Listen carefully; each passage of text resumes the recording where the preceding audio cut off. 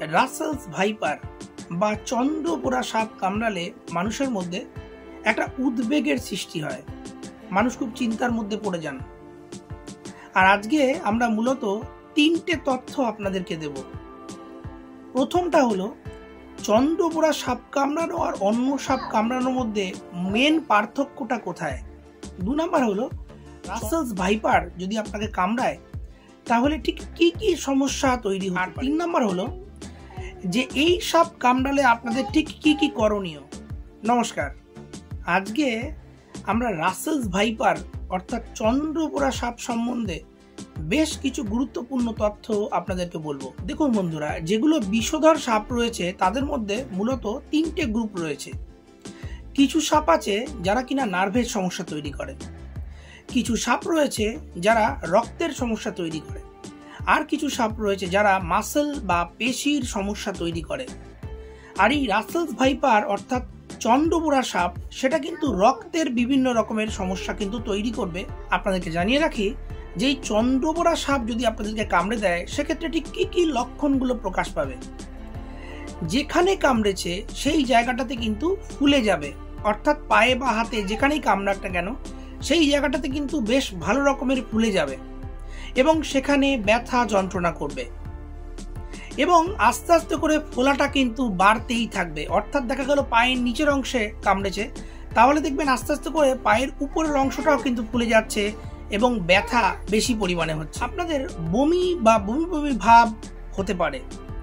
আপনাদের দেখা যাবে যে বিভিন্ন অংশ থেকে, শরীরের বিভিন্ন প্রান্ত থেকে রক্তক্ষরণ হচ্ছে, অর্থাৎ যেখানে কামড়েছে সেখানেও রক্তক্ষরণ হবে এবং তার সঙ্গে দেখা গেল মুখ থেকে নাক দিয়ে প্রস্রাবের মধ্যে সেখানেও কিন্তু রক্তক্ষরণের সম্ভাবনা আছে।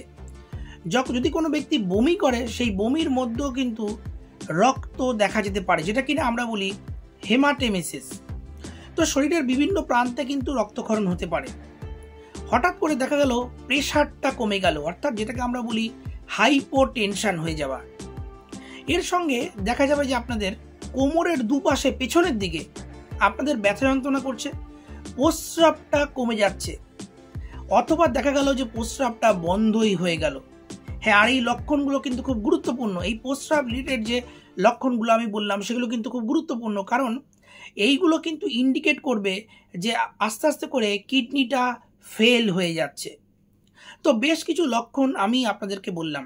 এর সঙ্গে কিন্তু মারাত্মক ধরনের শ্বাসকষ্ট হতে পারে, পেটের মধ্যে হঠাৎ করে মারাত্মক ধরনের যন্ত্রণা হতে পারে, ত্বকের মধ্যে সেখানে রক্তক্ষরণের লক্ষণ দেখা যাবে, শরীরের বিভিন্ন প্রান্তে গ্ল্যান্ড সেগুলো কিন্তু ফুলে যেতে পারে। তো বিভিন্ন রকমের লক্ষণ কিন্তু প্রকাশ পেতে পারে। এবার আমরা আপনাদেরকে বলবো এই রাসেলস ভাইপার বা চন্দ্রপোড়া সাপ কামড়ালে মারাত্মক ধরনের 4টে কমপ্লিকেশন অর্থাৎ আশঙ্কাজনক পরিস্থিতির মতো তৈরি হতে পারে।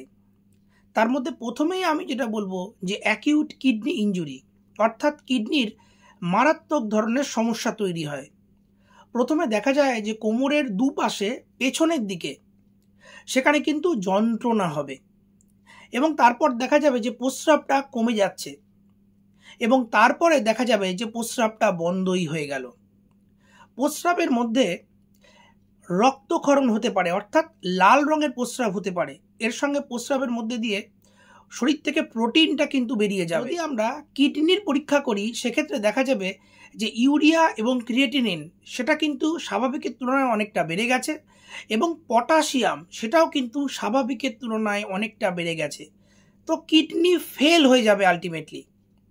2 নম্বর আমি যেটা বলবো যে হঠাৎ করে প্রেশারটা ড্রপ করে যাবে, অর্থাৎ আপনাদের যে রক্তচাপ সেই রক্তচাপ কিন্তু অনেকটাই কমে যাবে এবং তার ফলে কি হবে, প্রত্যেকটা আমাদের যে অঙ্গ প্রত্যঙ্গ সেখানে কি পারফিউশনটা কমে যাবে এবং শেষে মারাত্মক ধরনের শকে চলে যাবে।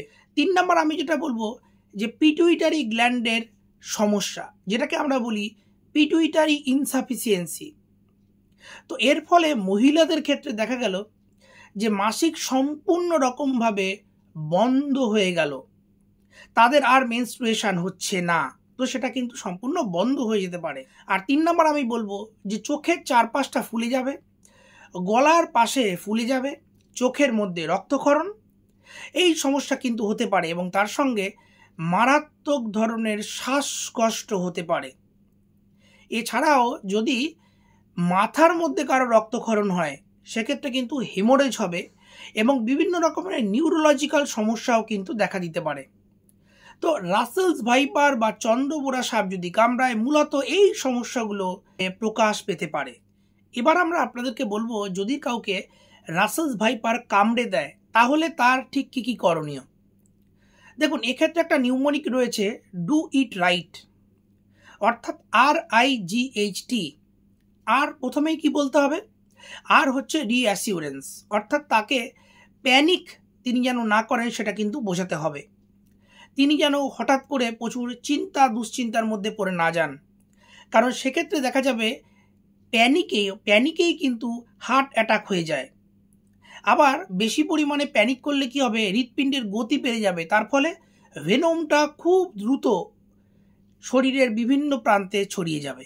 কাজেই এটা কিন্তু একটা গুরুত্বপূর্ণ। 2 নম্বর হচ্ছে ইমমোবিলাইজেশন, অর্থাৎ যে জায়গাটাতে কামড়েছে সেখানে কিন্তু আপনাকে ধীর স্থির রাখতে হবে। যদি কোনো স্কেল বা কোনো লম্বা কোনো বস্তু থাকে আপনাদের কাছে, সেটা দিয়ে হালকা করে গামছা বা কিছু দিয়ে খুবই হালকা করে বেঁধে দ্রুত আপনাদেরকে কিন্তু সেই জায়গাটাকে ইমমোবিলাইজ করতে হবে। এটা হলো I। নেক্সট হচ্ছে GH, অর্থাৎ গো টু হসপিটাল ইমিডিয়েটলি। এটা কিন্তু সব থেকে গুরুত্বপূর্ণ স্টেপ। অর্থাৎ যখনই কাউকে রাসেলস ভাইপার কামড়ালো তৎক্ষণাৎ কিন্তু সেই জায়গাটাকে ইমমোবিলাইজ করে সময় নষ্ট না করে আপনারা দ্রুত হসপিটালে নিয়ে যাবেন এবং এমন একটা হসপিটালে আপনাদেরকে নিয়ে যেতে হবে যেখানে AVS অ্যাভেলেবেল, অর্থাৎ anti snake venom serum injection যেটাকে আমরা বলি পলিভ্যালেন্ট, সেটা অ্যাভেলেবেল আছে। এইরকম একটা হসপিটালে খুব দ্রুত তাকে কিন্তু নিয়ে যেতে হবে।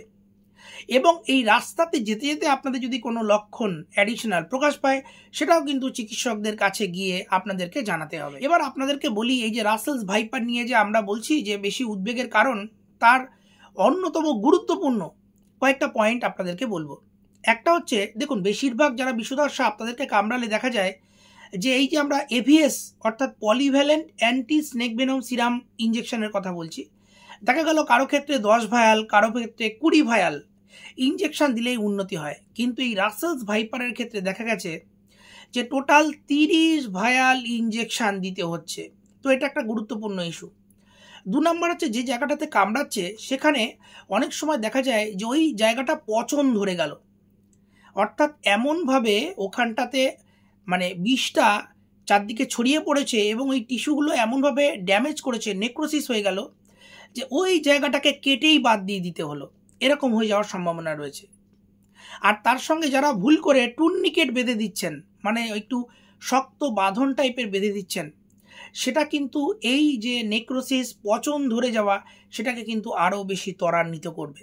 কাজেই সাপে যদি কাউকে কামড়ায় বিষধর সাপে, তাহলে আপনারা কিন্তু কখনোই ওই রকম টুর্নিকেট বা শক্ত কোনো দড়ি বা কিছু বেঁধে দেবেন না। সেই রুগীকে কিন্তু ভর্তি করে প্রয়োজন অনুযায়ী অক্সিজেন, স্যালাইন এগুলো কিন্তু সব কিছু দিতে হবে।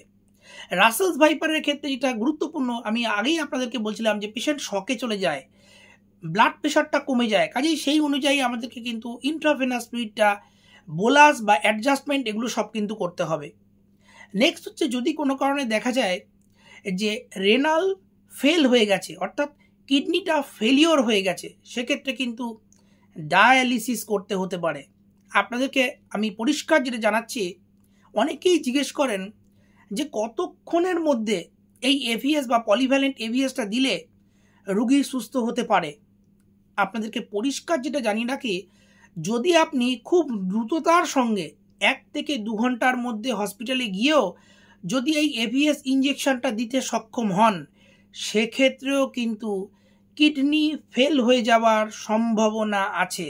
অর্থাৎ এর জন্যই কিন্তু রাসেলস ভাইপার বা চন্দ্রবোরাটা এতটা গুরুত্বপূর্ণ যে AVS দেওয়ার পরেও দেখা গেল যে আপনার কিডনিটা মারাত্মক ধরনের ক্ষতিগ্রস্ত হয়ে যাচ্ছে। কাজেই বুঝতেই পারছেন, যখনই কোনো ব্যক্তিকে এই সাপ কামড়াবে যতটা দ্রুত সম্ভব আপনারা হসপিটালে গিয়ে আপনারা AVSটা দেয়া করাবেন।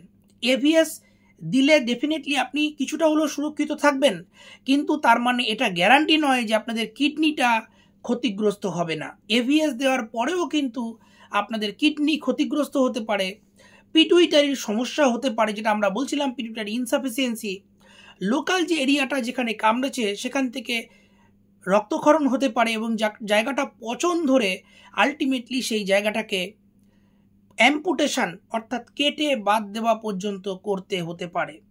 আর এই সমস্ত কিছুই কিন্তু অন্য বিষধর সাপের থেকে রাসেলস ভাইপারকে আলাদা করে দিচ্ছে। কাজেই আপনারা সবসময় সতর্ক থাকবেন। রাতে যখন আপনারা বেরোবেন তখন কিন্তু অবশ্যই ভালো জুতো পরে বেরোবেন এবং একটা টর্চ নিয়ে বেরোবেন। যারা চাষাবাদ করছেন তারা কিন্তু স্পেশাল, তারা কিন্তু ভালো করে যেখানে চাষাবাদ করছেন একটু ভিজিলেন্ট থাকবেন, একটু পর্যবেক্ষণ করবেন যে কোথাও কোনো সাপ লুকিয়ে আছে কিনা, সেটা কিন্তু গুরুত্বপূর্ণ।